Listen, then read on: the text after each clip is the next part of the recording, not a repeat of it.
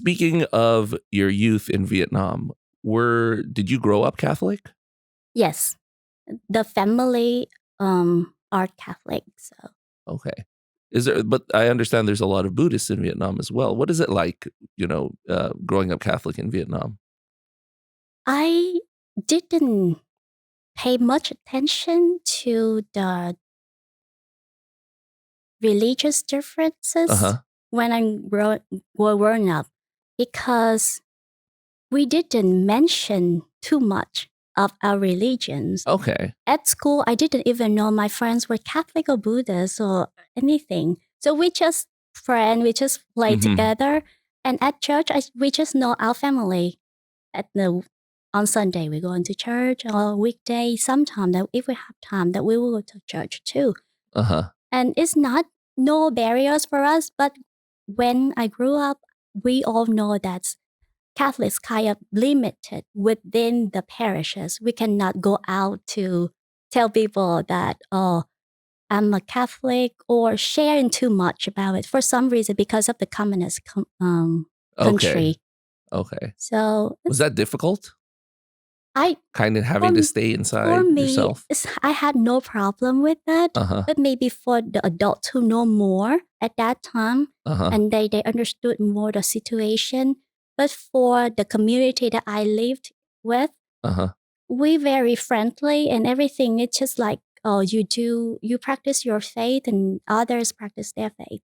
So, and a lot of people are Catholic. Okay, so you just in keep amongst around, yourselves in yes. terms of that. Okay. It's only 5 minutes from my house to the church, so walking. Okay. Where in Vietnam did you grow up, if you Oh, don't mind me asking? Saigon. Saigon. Was that anywhere near where Father Dad grew up? I don't think so. He's in Bien Hoa, I think. It's Okay. about 3 hours drive. Okay. Mhm. So no chance that you guys ran into each other No in the way. past. Just wondering. So your parents sent you here to the United States for music. Right. And then where did you go to school again? I University went of Houston? to HCC, Houston Okay. Community College first for my Okay. English. Oh, yes. Okay, that's a good move. Yes. To first work on your English because Mhm. I mean, that jump from learning just basic sentences like you were saying Right. to academic going into, university studies is very difficult. So how long were you in HCC? 1 year and a half. Okay, and then you felt like you were ready to go into university. Yes, I personally didn't feel that I was ready. But my professor, the music teacher at HCC, Uh-huh. she kept pushing me. She said, no, Symphony, you need to move to the different school, to the university, so you can develop your skills. I would love to teach you here, Uh-huh. but I feel like that I kept you back. I held you back. That's what she said. Mhm. So she the one who pushed me, and I appreciated her a lot. So in hindsight, you think that was the right decision? Definitely, yes.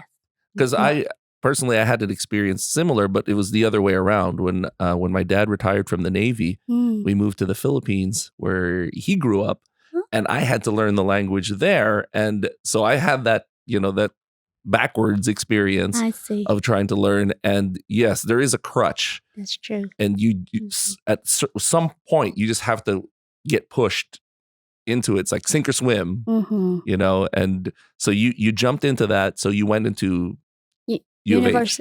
U of H, yes. Okay, and then what did you study there? So at first, I studied double major music education and piano performance.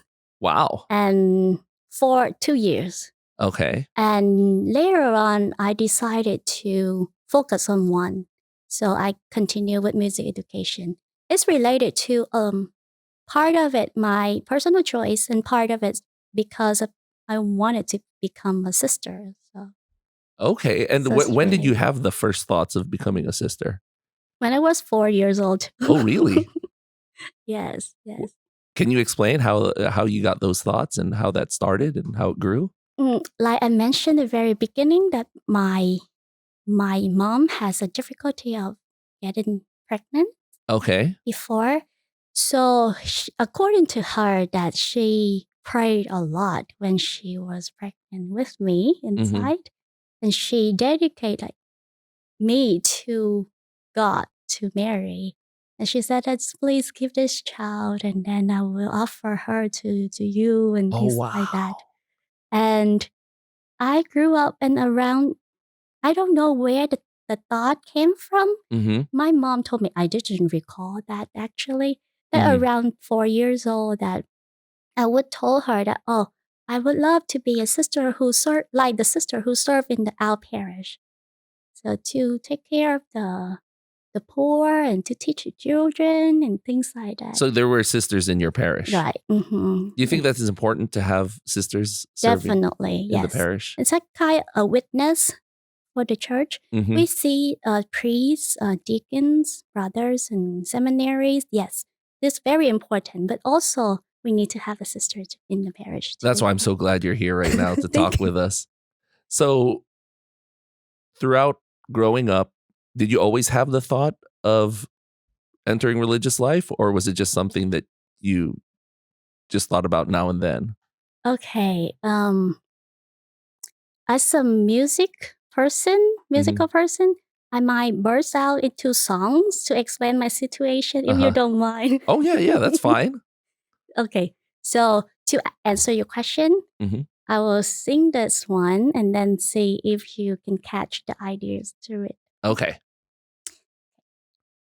When I was just a little girl, my mother asked me, what would I be? I told her, I'll be a nun, wear full habit, take care of the orphans and the poor. She told me, "Que sera, sera, whatever will be, will be.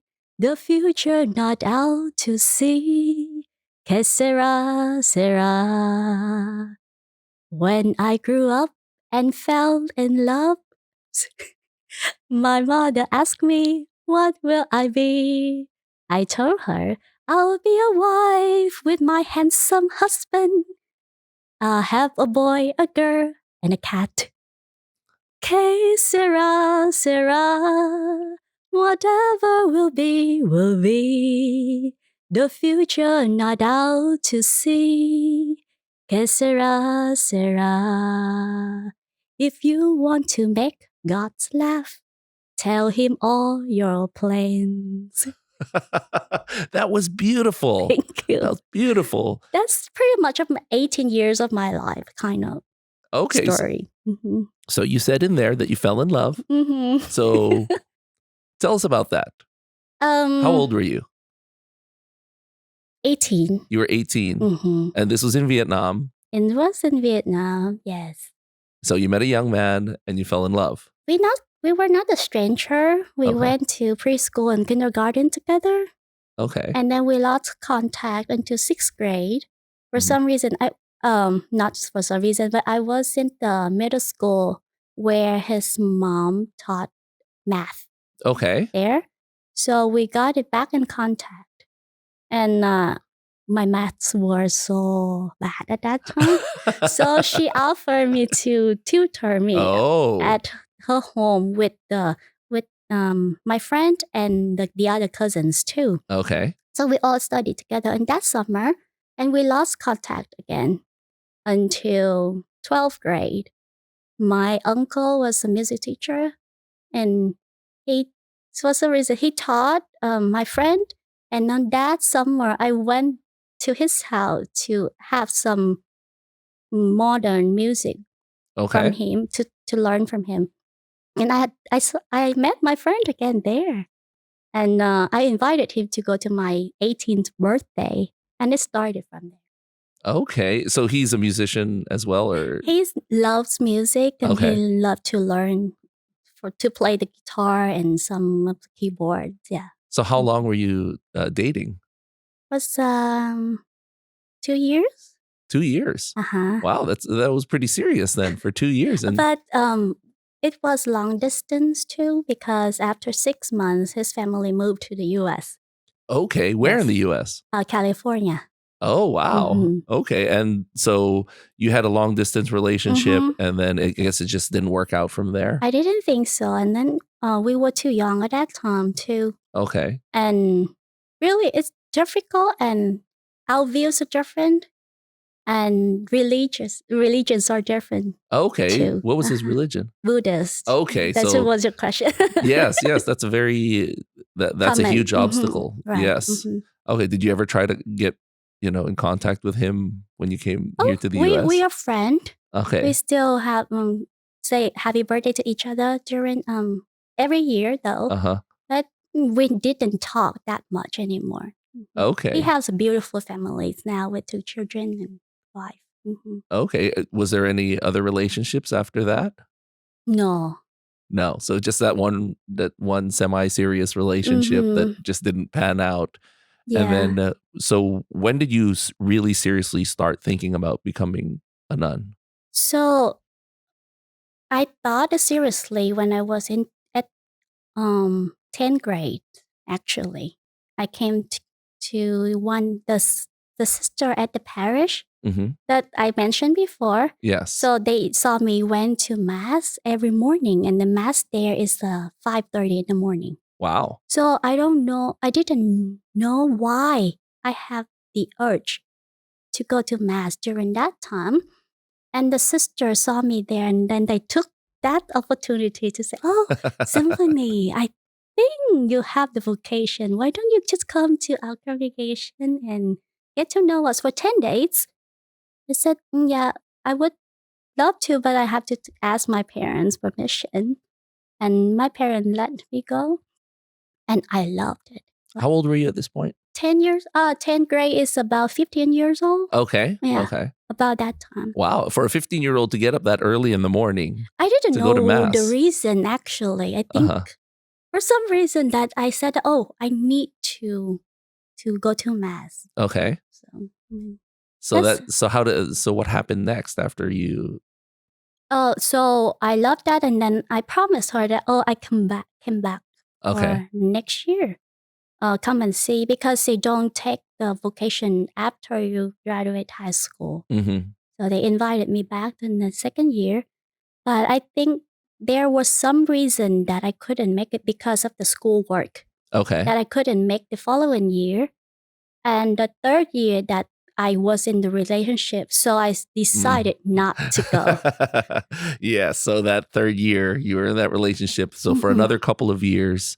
So then when that relationship fizzled out, how old were you? So about 20 years old. Okay. And when I made up my mind to stay in relationship and not become or discerning to become a sister anymore, that was a serious decision.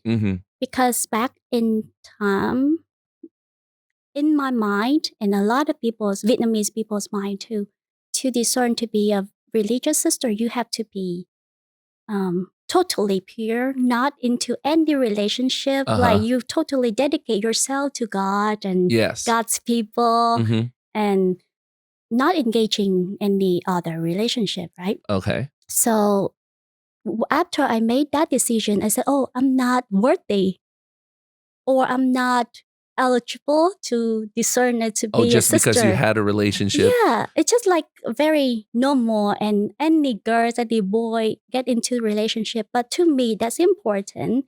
I made that decision. Oh, so I stay in this relationship, so I'm not worthy to become a sister anymore. So that's what the thinking is. So for Vietnamese people. Right. I hope that not many people think that way anymore.